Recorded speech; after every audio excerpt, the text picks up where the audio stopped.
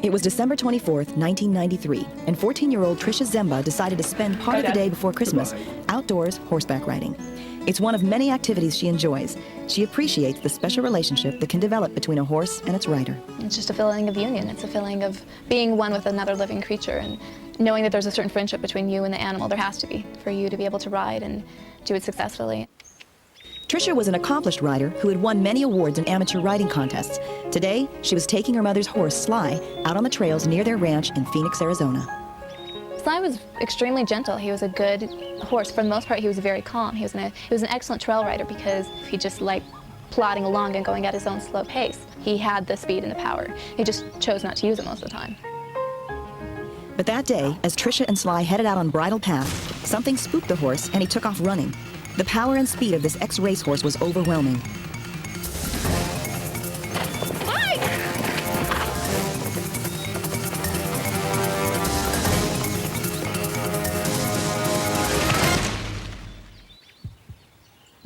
All of Sly's 1,200 pounds fell on top of Tricia.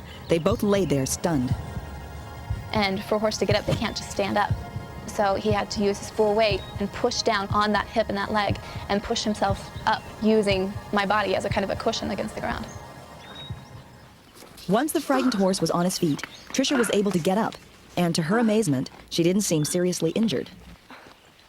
I was sore, I was bruised, and that was the extent of it. Oh, I know what that is. Even so, the next day on Christmas, Tricia was taking it easy, and her parents, Joel and Mary Jane Zemba, were only mildly concerned. It was a pretty typical Christmas morning. My little boy getting up early.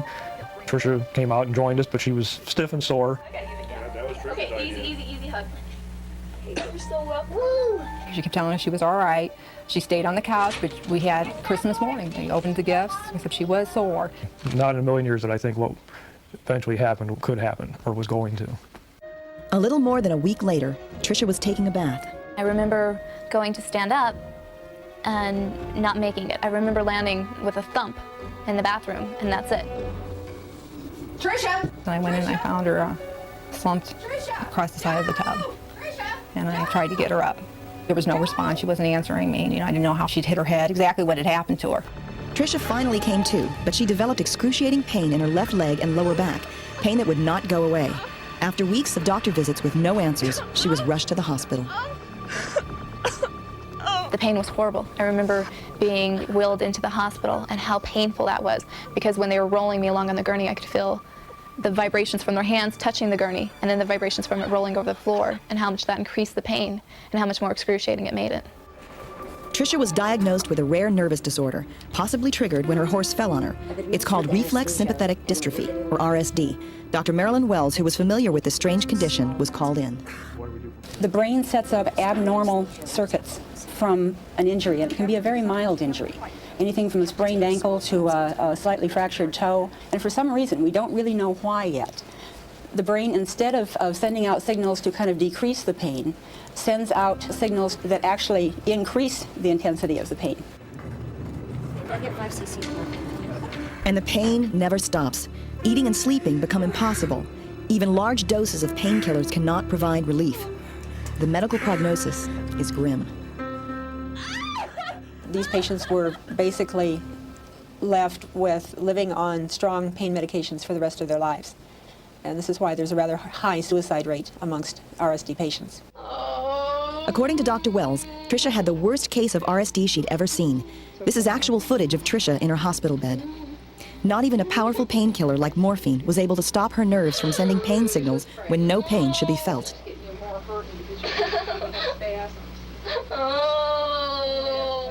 It was horrible to see my daughter in this kind of pain. I was totally helpless to help her.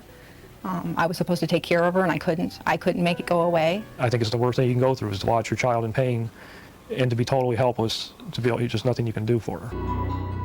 Meanwhile, Tricia's team of doctors were running out of answers. They had tried everything possible, including running anesthetic directly into her spinal column, and it wasn't touching the pain. The doctors prepared Tricia's parents for the worst. I really know how to tell you guys. They believed that there was no hope, that this was going to continue on. He said we needed to think about institutionalization, and that we needed to think about our son and our own lives, and that they would take care of Tricia. Even Dr. Wells had trouble accepting the inevitable. As a trained medical person, you force yourself to do it. But inside, I felt like a hole was being eaten through me of her pain. And then one night, at about 3 a.m., with her body once again contorting in anguish, Tricia begins to pray. I wasn't praying, oh God, please make me better. I think I was just praying in general. Suddenly, the pain began to disappear, slowly and steadily, as a warm, comforting feeling swept over her body. It slipped down my body and slipped and slipped and slipped farther down. And I felt it go all the way down my left leg. And then I felt it exit through my toes. And there's no way to describe it other than that. It exited, it left my body. And I heard very, very quietly, almost to the point where I couldn't hear it, get up. And at that point, I really thought I had flipped. I didn't think there was any way that this was truly happening. And so I prayed, if that's you, God, I need more confirmation. And I heard louder and more clearly and much more authoritatively, get up. But how could she? She had not sat up or walked for over 3 months. And I set my feet down on the ground, and when I set my feet down on the ground, I didn't have any pain anywhere in my body. My whole body was pain-free.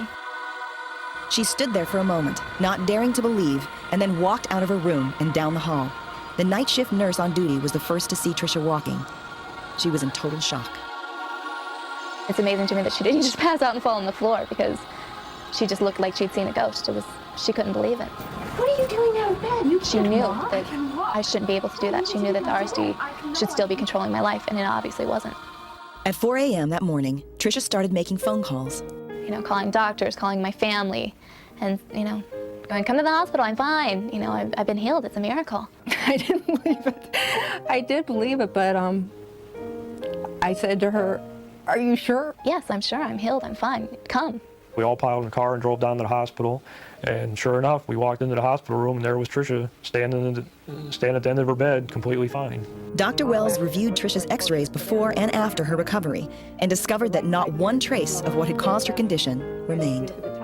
In my experience and in my knowledge of RSD, there has never been a spontaneous remission. In other words, just symptoms vanishing like that in the history of medicine. Deep inside, I think most physicians understand the presence of the spiritual in this world, even though we have to look at it through scientific microscopes, if you will. Doctors cautioned Tricia that the syndrome could return as mysteriously as it disappeared. But today, 5 years after its onset, Tricia is living a full, active life and has absolutely no recurring symptoms.